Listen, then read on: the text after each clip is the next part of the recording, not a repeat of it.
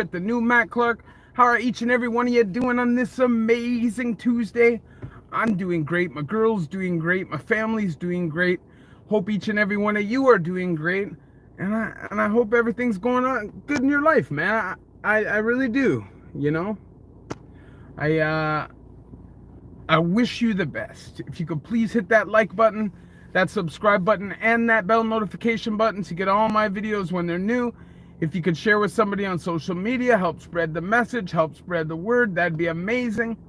And there's a PayPal option if you'd like to donate, help support the channel. The link is in the description of most of my videos. Coyote Prophet, man, what's going on? I feel like it's been a minute since I've seen you on my channel, brother. Appreciate you dropping in. I feel like a lot of my subscribers come and go and come and go. It's like you watch so much of a video, so many of the same videos, and then you kind of move on and then you move back. So yeah, Coyote Prophet, man, good to see you. How's the shy going, man? Mitch, what's going on, brother? Work week's going all right. Nothing crazy, nothing special. I didn't monetize so I can bun a spliff.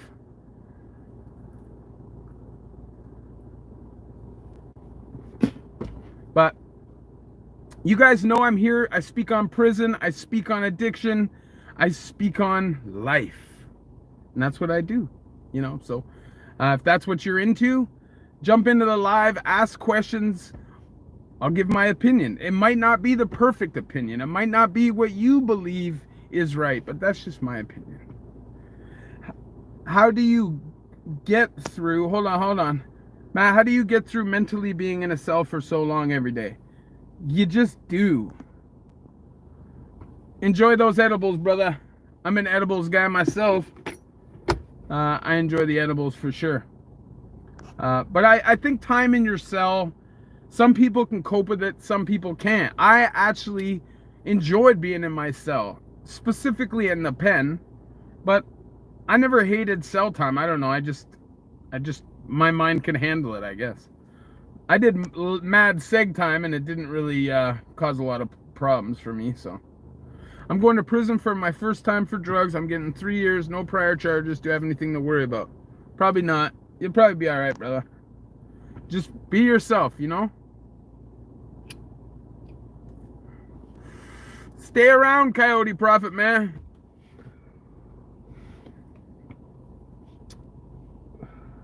So what's going on? What do you guys want to talk about today? What is the topic of conversation? You know, it shouldn't be too difficult to find out topics of conversation with what's going on in the world this day, but I also don't like talking about a lot of that stuff on the channel. I don't want it to ruin my channel. And try to shut my channel down or some shit. Believe me, there's a lot of stuff that I would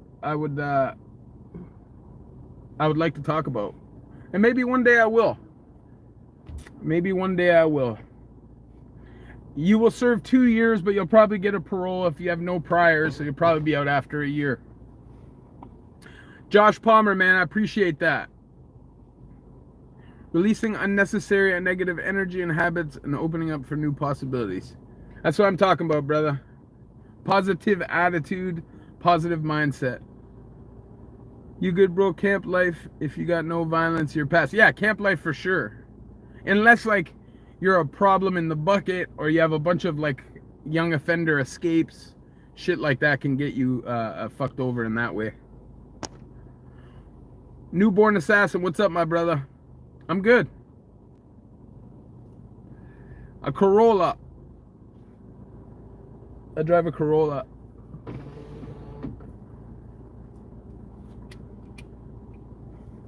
It's a good whip. You know what I mean? But I'll tell you, there was a time where for me, it seemed impossible that I would ever be able to own a car.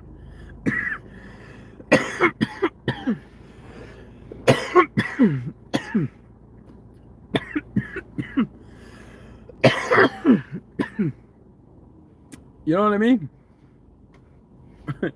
This is some super gas right here.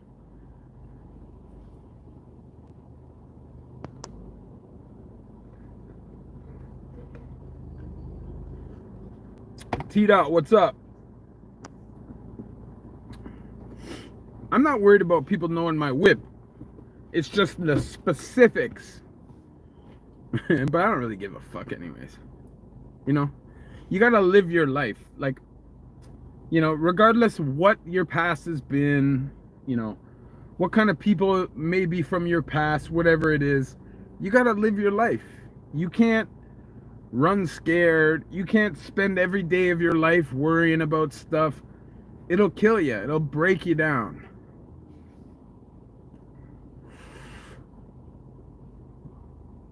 Nah, Mitch is cool, T-Dot. Mitch, good subscriber, man. Every live, every video, super supportive. You know what I mean?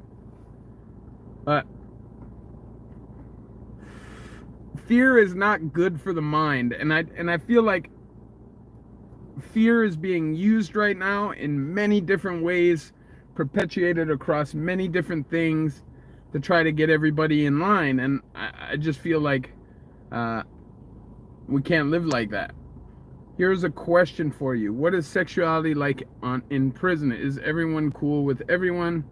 Or are there certain groups that will deny you acceptance because of different sexuality? Yeah, no, you'll get bad up for sure. If you are gay, openly gay, you're definitely going to, you're going to feel that in jail, in prison for sure. I've never tried Kratom. I think eventually if I came off Suboxone, Kratom might be a good way to like get you through those couple months where you're shaking it rough, because apparently that's how long it takes. So if I ever decide to do that, which I don't know if I will,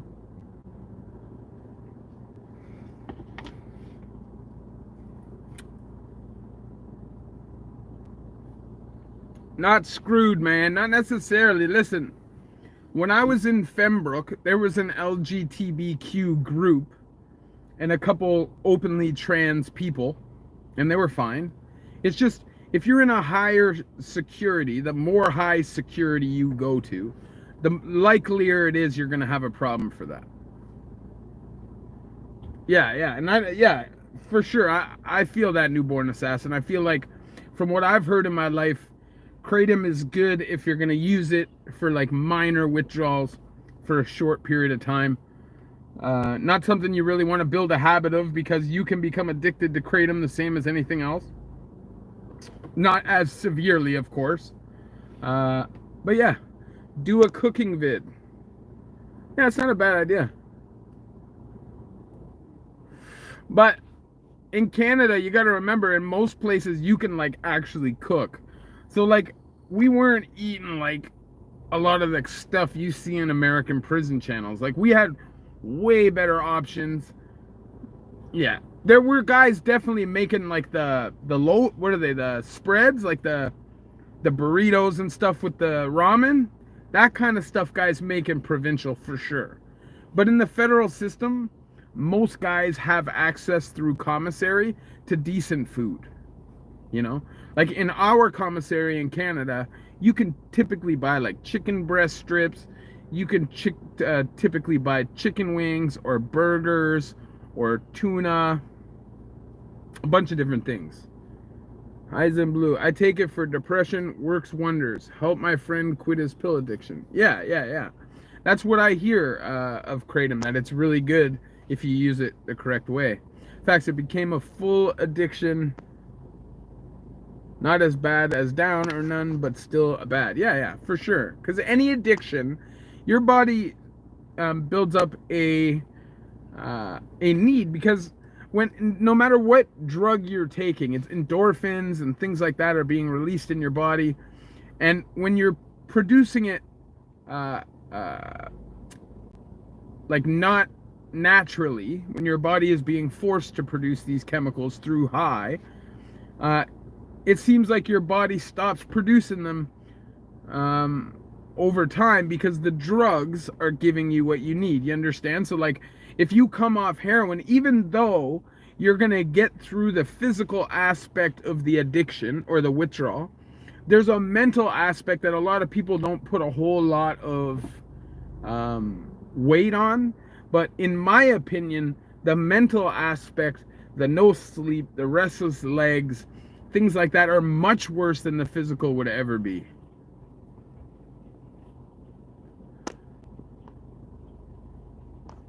So you'll have like, if you're in the pen, you'll have like a toaster oven, and some places you'll have like a hot pot, like a hot plate. In Joyceville, when I was there, they're gone now, but they had hot plates on every range. So you could like cook, frying pans, pots. Guys would make real food.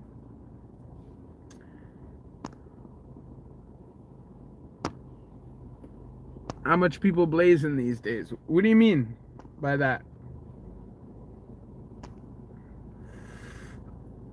Heroin would grab me instantly, knowing myself. Let me tell you something about heroin. It'll grab anybody. If you use heroin more than 2 or 3 times and you get past that initial difficulty dealing with the nausea, because when you first start doing opioids, especially if you smoke cigarettes, you're going to deal with a lot of nausea and throwing up, because something about doing opioids, it's like your body just wants to reject cigarettes at all costs. So sometimes just taking a drag of a cigarette can make you throw up. That can turn a lot of people off of opioids right away. So a lot of people will try once or twice. They throw up both times. They don't like throwing up, so they move on. They get away from it. Well, me, because I had grown up throwing up my whole life, I went through migraine headaches as a kid where I used to get nausea daily. Because of my hyperactivity, it would create migraines in my head. And I would literally throw up from them. So I was used to it, and it was not an issue for me. So when I would throw up doing heroin, I just, it didn't matter, right? Store in Kitchener got robbed for $200K worth of magic cards yesterday. Yeah, there's money in that shit, you know.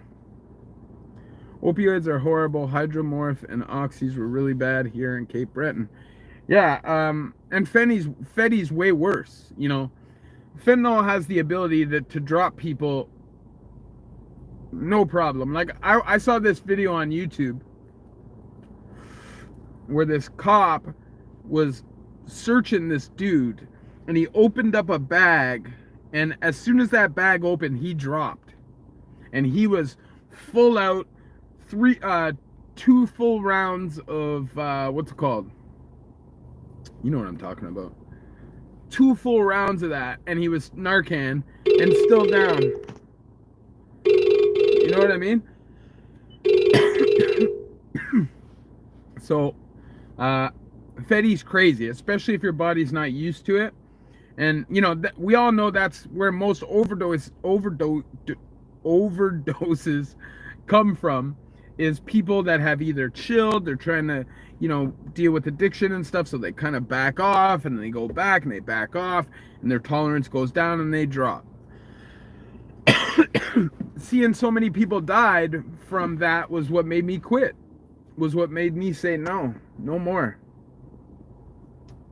They even made a documentary about it called Cottonland. Lost too many people hard. There's so many people that dropped in my life, I don't even know everybody that's died around me yet, if that makes sense. Like, there's so many people, I haven't heard about every single person yet. So month by month, I hear about this person that died. Like, a good friend of mine, actually, I just found out died like a month or 2 ago from overdose. And I had no idea because I was staying away from the life.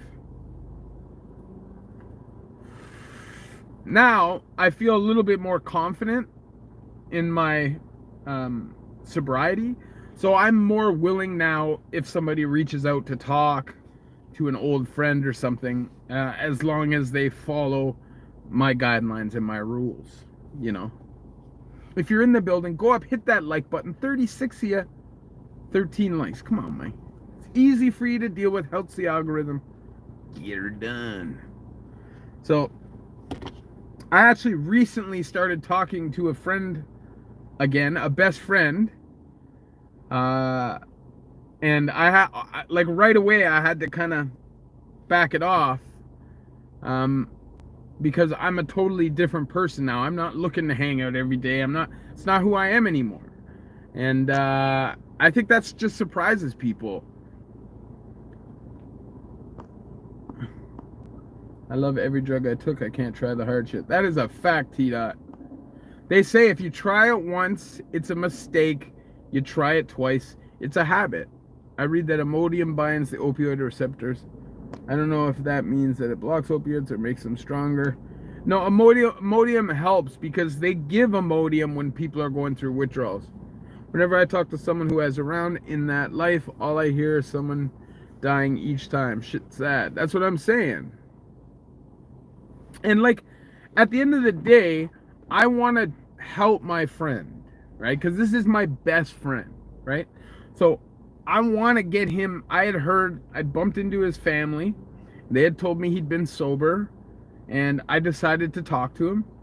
And I don't believe that he's sober. I believe that they're fooled. But I'm definitely, like, this is the thing, T-Dot. Like, most of the people that I associated with from, like, my growing up, they didn't have, like, the criminal record that I did. They were addicts and stuff.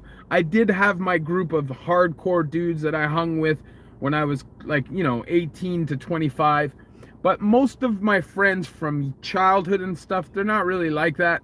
They just kind of got into addiction. And this friend is like that. Like, he's not a guy that goes to jail or does crime or anything like that. But I definitely am boundaries up. That's a fact. My friend's little brother, Nick, what's up? My friend's little brother, 18, is currently addicted to Gentry. So I'm waiting on a phone call saying he overdosed. I don't know what Gentry is, but that's too bad. Yeah.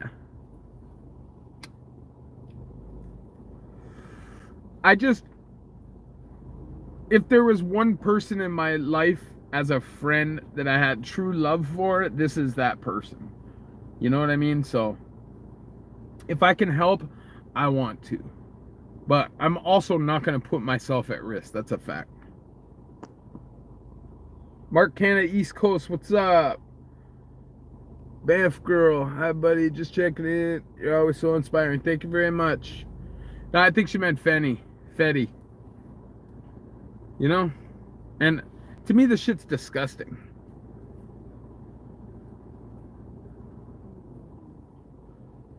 Yeah, T-Dot, like, for me, like, I was there when certain things happened in their life. They were there when certain things happened in my life. We were hanging around before we were ever criminals, before we were ever on drugs.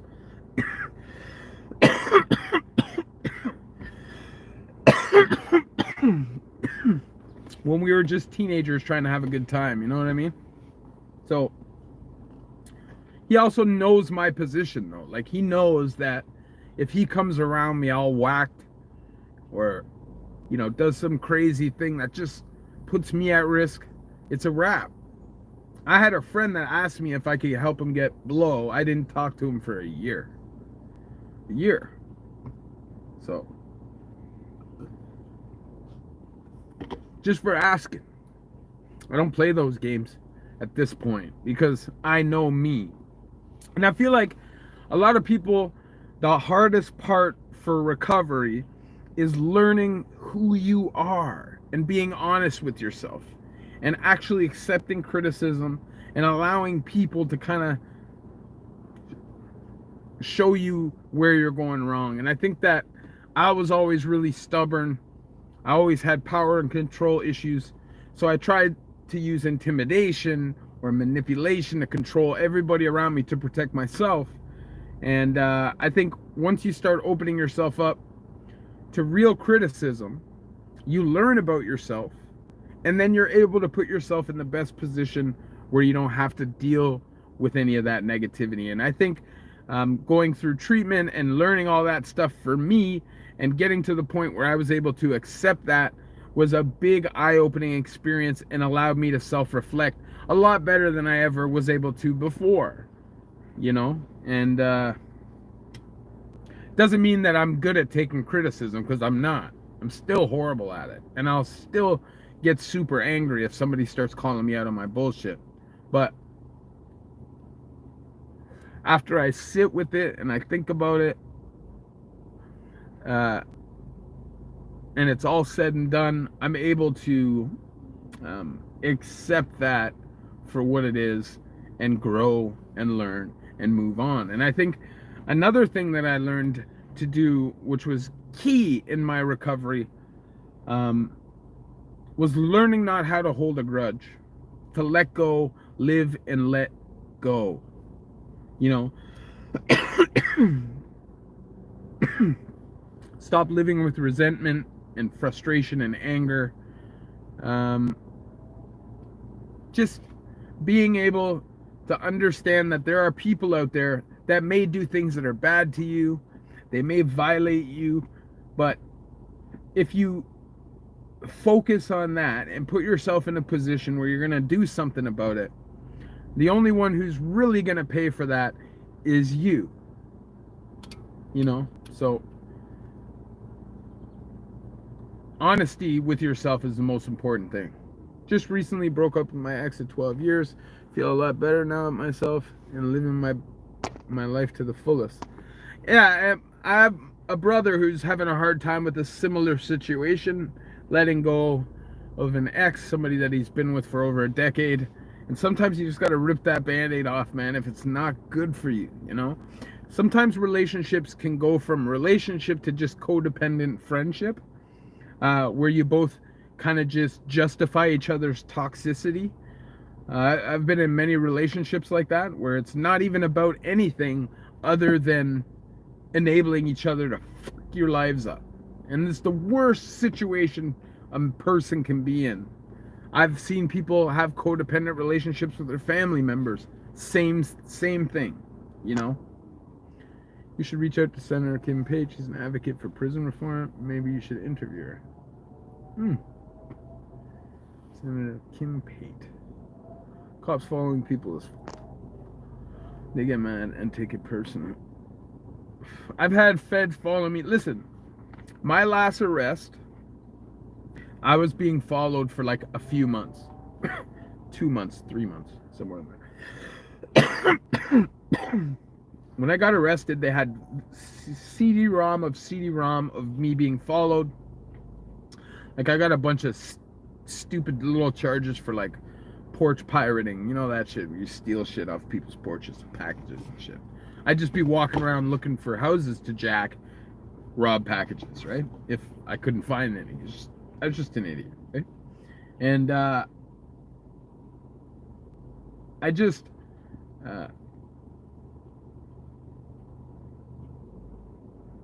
I don't know, I feel like when the system allows the cop to violate all your rights, because my lawyer told me honestly they were gonna just follow me and let me break in the house and stack charges. They don't even give a damn about the houses and the people they're affecting. And the only reason why that didn't happen was because the feds had to come in because the people came home when I was in a house. So it forced their hand, right?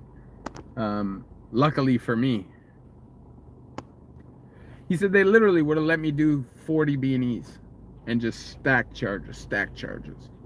Wasted way too much time and money with them.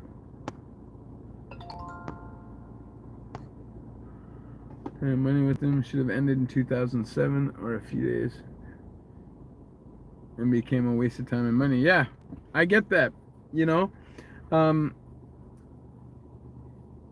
Relationships are difficult. There's no doubt about it. Relationships are super difficult. And if you're not constantly putting in the work and compromising and adapting, I think relationships can go sour really fast, and I feel like when you love somebody, you're prepared to make those changes in your life and compromise, right? As soon as somebody stops doing those things for you, it's time to boogie. It's time to get out of Dodge. Paul Harris, what's up, mate? The mystery cook. How is a great cook treated in prison? So, a great cook in the federal system would be treated good, probably, if he was actually cooking for people. A chef in the provincial system doesn't matter because you can't cook. So, you know, they just look at you like you're whoever you are, you know? It'd be the same as being a roofer or a plumber or whatever. It'd carry the same weight, actually. So, but in the federal system where you could cook for people and people could enjoy the fact that you're a good chef, then I think it would definitely earn you some points. There is no such thing as a wasted talent in prison. If you got a real talent and something to offer, it's going to help you in prison. Even guys that are like really good at sports, really good at cards, like really good at, you know, law, like they understand the law. Guys that are actually like helpful, or maybe they're a little messed up socially and they're not great at meeting friends, but they're able to like play sports really well or cards. People will usually typically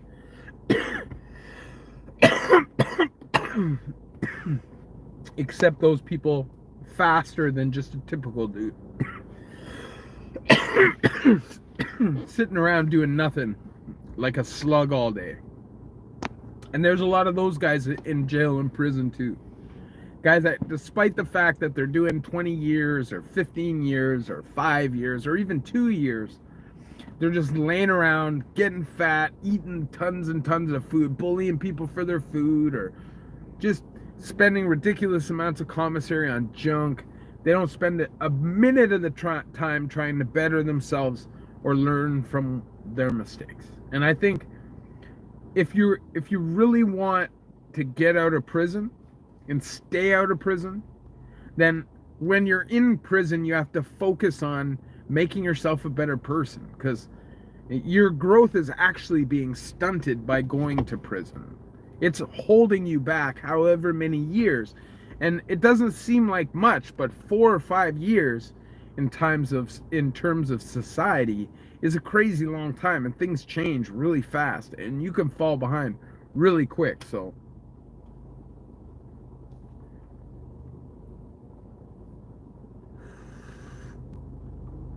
the best thing to do, try to get your education. If you can get your high school, get it 100%. They're going to try and force you anyways. But try to get some college courses, get some bursaries, do what you can to improve. Spend time in the gym, whether you like it or not. You're doing nothing anyways.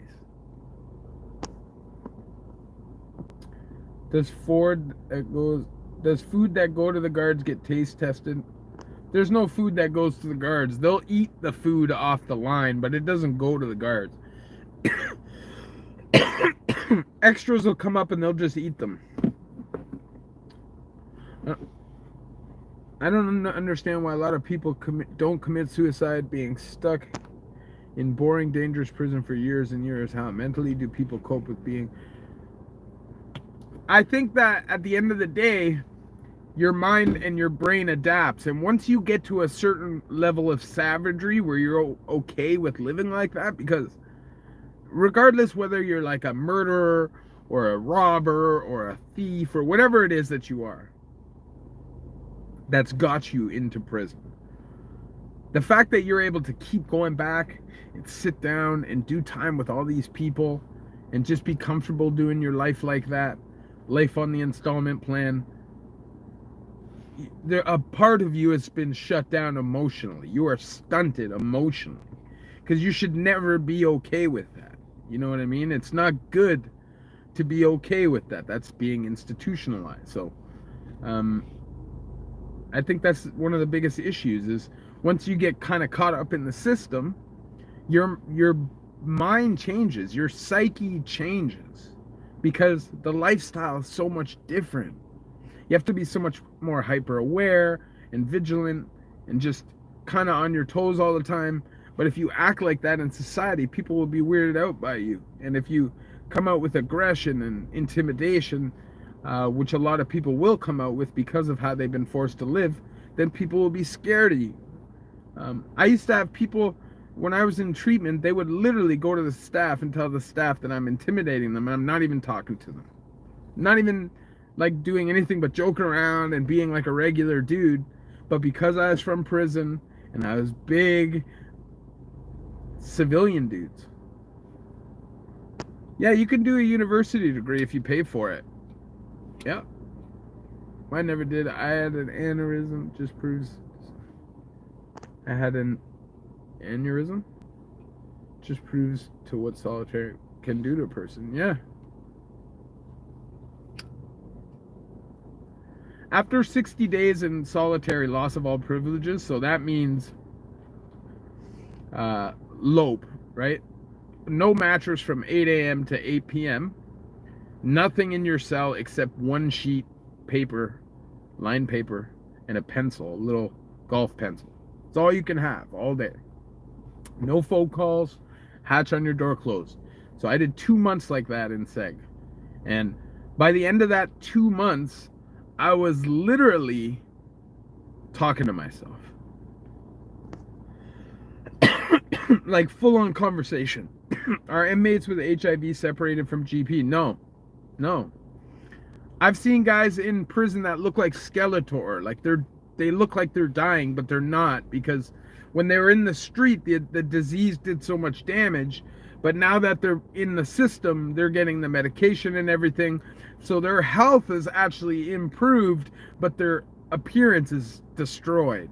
And there was a guy, when I was in Joyceville, I can't remember exactly his name, but he used to play cards all the time. He literally looked like the Walking Dead. Like his eyeballs were all like sunk in and separate. Like he always had jaundice because he had HIV and Hep C. But that guy was literally in prison, every prison I was in, for like 10 years. So he clearly wasn't dying. Do all chomos automatically go into protective custody? No. In Canada, there is no protective custody.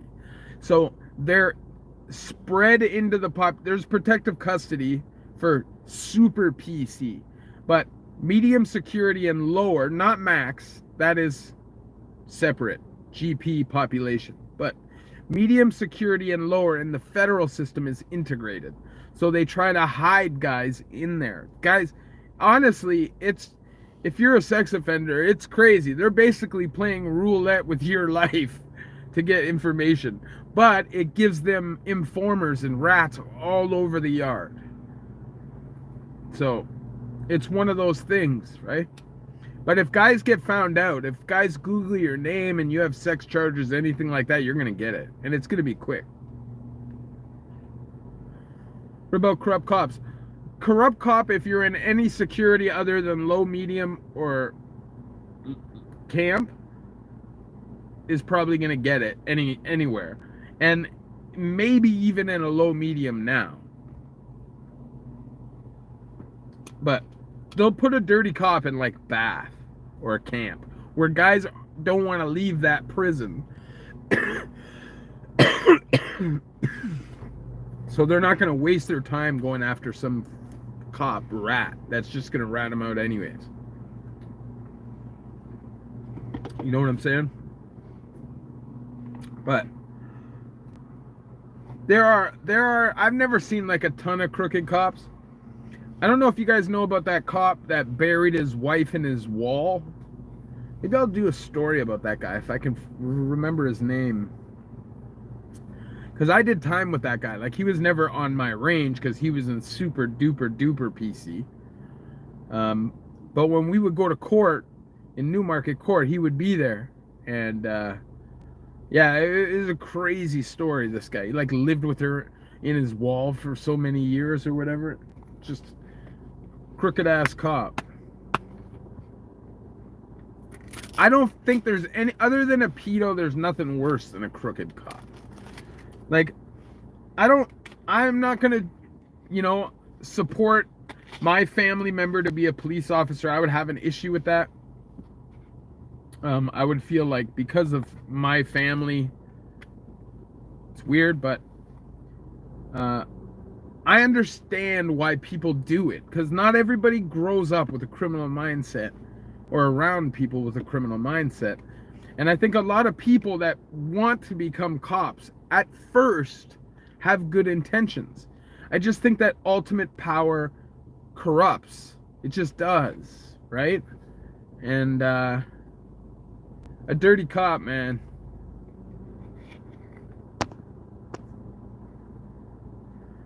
I know someone with AIDS who would strong arm people and threaten to throw dirty needles at them if they don't give their stuff up. Oh yeah.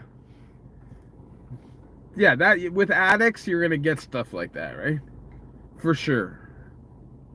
Dirty fits. Listen, man, I've seen people give guys forced enemas.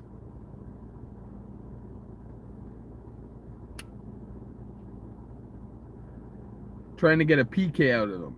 Like, literally shove a shampoo bottle of soapy water up their ass and force that shit out.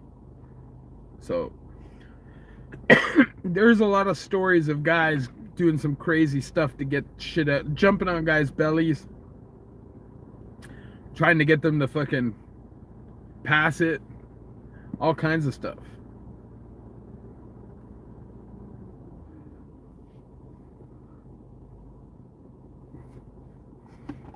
Never take drugs into prison if you don't know anybody in that prison. It's the easiest way to get yourself killed. Now, there's a way where you could, if you're not somebody who's prison prepared, going in with a PK, who understands how things work, and you're just like literally just bringing something in for the guys because you've heard that's the right thing to do, and you're not tough or don't feel like fighting for it, you're better off to just break everybody off, keep like a small amount for yourself, and just try to burn through it as fast as you can before guys fucking come like seagulls, right? The seagulls. You'll have guys literally, you could be bunning a spliff with your homie in the washroom in a provincial jail, and somebody will be like standing there like begging you, yo, can I get the roach, dog? Come on, give me the roach. Come on, brother, just let me get like the last toke. Come on, dog, let me get the last. It's crazy how desperate people can get, even for like a little puff of a cigarette. Like, I've seen guys, when you roll a cigarette and you put a filter in it, like the last bit is just filter. Guys just smoking that down because it tastes like cigarette. Guys that just smoke tea bags. There was a point where guys were taking patches, nicotine patches, and smoking the nicotine stuff inside it.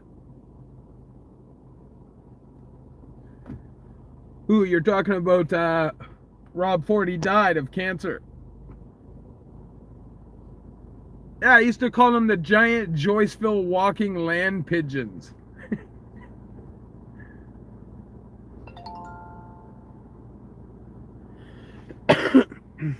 Anyways, you guys, I gotta go. My old lady is hollering. But you already know. I appreciate you guys coming to the live, man. Love y'all. I'm gonna start trying to do 2 lives every week. And 1 to 2 videos every week. That's what I'm gonna try and do. Not the Banaco or the tea bag, plain tea bag. Just smells like poison. But you guys already know, man. I appreciate these lives. I like sitting out in the car and doing it. I like being able to just bun my spliff and chill with you guys. You guys already know, though. I love y'all.